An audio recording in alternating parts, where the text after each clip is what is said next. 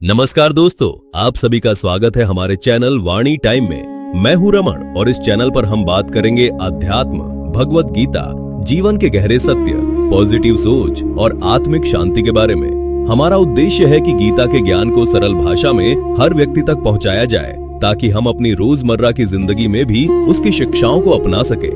आज से हम शुरू कर रहे हैं भगवत गीता की एक पवित्र और ज्ञान से भरी यात्रा। हर हफ्ते हम गीता के एक नए अध्याय को समझेंगे और जानेंगे कि भगवान श्री कृष्ण के संदेश आज की जिंदगी में हमें कैसे सही दिशा दिखा सकते हैं। तो चलिए शुरुआत करते हैं भगवत गीता के पहले अध्याय से, जिसका नाम है अर्जुन विषाद योग। अर्जुन विषाद योग का अर्थ है अर्जुन का दुख, भ्रम और मानसिक संघर्ष। ये अध्याय हमें बताता है कि जीवन में सबसे शक्तिशाली इंसान भी कभी कभी भावनाओं और कठिन परिस्थितियों के कारण कमजोर पड़ सकता है। महाभारत का युद्ध शुरू होने वाला था। कुरुक्षेत्र की भूमि पर दो विशाल सेनाएं आमने सामने खड़ी थीं। एक तरफ पांडव और दूसरी तरफ कौरव। ये युद्ध केवल राज्य के लिए नहीं था, बल्कि धर्म और अधर्म के बीच का युद्ध था।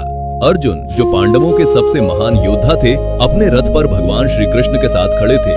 भगवान श्री कृष्ण उनके सारथी बने हुए थे। युद्ध शुरू होने से पहले अर्जुन ने श्री कृष्ण से कहा, हे कृष्ण, मेरा रथ दोनों सेनाओं के बीच में ले चलिए ताकि मैं देख सकूं कि मुझे किन लोगों के खिलाफ युद्ध करना है। जब श्री कृष्ण रथ को दोनों सेनाओं के बीच में लेकर गए, तब अर्जुन ने सामने देखा, वहां उनके अपने गुरु द्रोणाचार्य थे, पितामह भीष्म थे, भाई, चाचा, मित्र, रिश्तेदार और प्रियजन खड़े थे। यह देखकर अर्जुन का मन विचलित हो गया। उन्होंने सोचा, मैं अपने ही लोगों के खिलाफ कैसे युद्ध कर सकता हूँ? जिन लोगों ने मुझे बचपन से प्यार दिया, शिक्षा दी, सम्मान दिया, उन्हीं पर मैं हथियार कैसे उठाऊं? धीरे धीरे अर्जुन का शरीर कांपने लगा। उनके हाथों से गांडीव धनुष ढीला पड़ने लगा। उनका मन डर, दुख और भ्रम से भर गया। उन्होंने श्री कृष्ण से कहा, हे कृष्ण, मुझे इस युद्ध में कोई विजय नहीं चाहिए। मुझे राज्य, सुख और धन भी नहीं चाहिए, अगर इसके लिए मुझे अपने ही परिवार का विनाश करना पड़े। अर्जुन आगे कहते हैं कि अगर इस युद्ध में उनके अपने लोग मारे गए तो समाज की व्यवस्था टूट जाएगी, परिवार खत्म हो जाएंगे और अधर्म बढ़ जाएगा। उन्हें ये युद्ध पाप लगने लगा। यहाँ हमें एक बहुत बड़ी सीख मिलती है। अर्जुन केवल एक योद्धा नहीं थे, बल्कि वे हर इंसान का प्रतीक है। हम सभी अपनी जिंदगी में कभी न कभी ऐसे मोड़ पर आते हैं जहाँ हमें समझ नहीं आता कि क्या सही है और क्या गलत। कई बार हमारा मन भावनाओं में इतना उलझ जाता है कि हम अपने कर्तव्य से दूर होने लगते हैं। डर, मोह, रिश्तों का लगाव और भविष्य की चिंता हमें कमजोर बना देते हैं। अर्जुन के साथ भी यही हुआ। वे एक महान योद्धा थे, लेकिन जब भावनाएं हावी हुई तो उनका आत्मविश्वास टूट गया।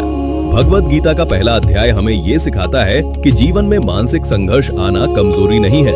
हर इंसान दुख, डर और भ्रम का सामना करता है, लेकिन वही संघर्ष हमें भीतर से मजबूत भी बनाते हैं। अगर अर्जुन को ये दुख और भ्रम महसूस नहीं होता तो शायद भगवान श्री कृष्ण का दिव्य ज्ञान दुनिया तक कभी नहीं पहुंचता। इसलिए कई बार हमारी परेशानियां ही हमें सही रास्ते की ओर ले जाती हैं।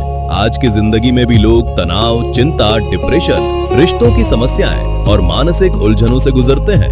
कई बार लोग बाहर से मजबूत दिखते हैं, लेकिन अंदर से टूटे हुए होते हैं। गीता का पहला अध्याय हमें सिखाता है कि अपने मन की स्थिति को समझना बहुत जरूरी है।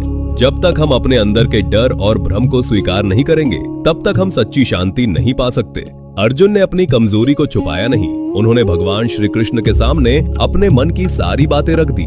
यही एक सच्चे विद्यार्थी और सच्चे इंसान की पहचान है। इस अध्याय का सबसे गहरा संदेश ये है कि जीवन के सबसे कठिन पल ही आत्मज्ञान की शुरुआत बन सकते हैं। जब इंसान पूरी तरह टूट जाता है, तभी वो सच्चे ज्ञान की तलाश करता है।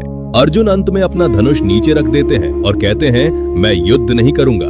यहीं से भगवान श्री कृष्ण की दिव्य शिक्षाओं की शुरुआत होती है, जो आगे आने वाले अध्यायों में हमें कर्म, आत्मा, धर्म, योग और जीवन का सच्चा अर्थ समझाती हैं। तो दोस्तों, भगवत गीता का पहला अध्याय हमें ये सिखाता है कि जीवन में चाहे कितनी भी कठिन परिस्थितियां क्यों ना आए, हमें घबराना नहीं चाहिए। हर संघर्ष के पीछे एक गहरा उद्देश्य होता है। अगर हम धैर्य, विश्वास और सही ज्ञान के साथ आगे बढ़ें, तो हम हर डर और भ्रम को पार कर सकते हैं। मुझे उम्मीद है कि आपको भगवत गीता के पहले अध्याय की ये सरल व्याख्या पसंद आई होगी। आने वाले हर हफ्ते हम गीता के अगले अध्यायों को भी इसी तरह आसान भाषा में समझेंगे। अगर आपको ये वीडियो पसंद आया हो तो वीडियो को लाइक जरूर करें, चैनल वाणी टाइम को सब्सक्राइब करें और इस ज्ञान को अपने दोस्तों और परिवार के साथ शेयर करें ताकि ज्यादा से ज्यादा लोग भगवत गीता की शिक्षाओं से जुड़ सकें। धन्यवाद।